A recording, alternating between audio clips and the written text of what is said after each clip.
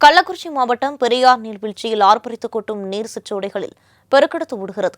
இதுகுறித்த கூடுதல் விவரங்களை வழங்குவதற்காக செயலர் பொன்னுசாமி இணைப்பில் இருக்கிறார். வணக்கம் பொன்னுசாமி, விவரங்களை பதிவு பண்ணலாம். வணக்கம் வினிதா.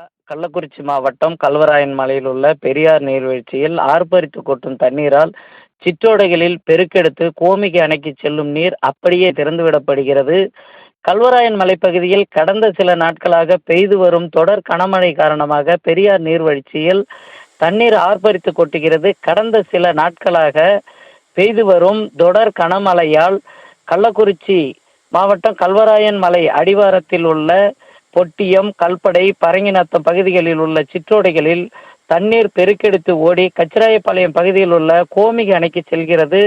இந்த அணையின் மொத்த கொள்ளளவு 46 அடி ஆகும். அணையின் பாதுகாப்பு கருதி 44 அடி தண்ணீரையே சேமித்து வைப்பது வழக்கம். கடந்த மாதம் 25ஆம் தேதி முதல் அணையில் 44 அடி தண்ணீர் நிலையாக நிறுத்தப்பட்டு வினாடிக்கு 110 கன அடி வந்து கொண்டிருந்த உபரி நீர் பாசனத்திற்கு அப்படியே திறக்கப்பட்டு வந்தது. இதனிடையே நீர்வரத்து அதிகரித்துள்ளதால் வினாடிக்கு 100 கன அடி தண்ணீர் வீதம் தொடர்ந்து திறக்கப்பட்டு வந்ததை தொடர்ந்து தற்போது 150 கன அடி வீதம் தண்ணீர் உயர்த்தி திறக்கப்பட்டு வருகிறது.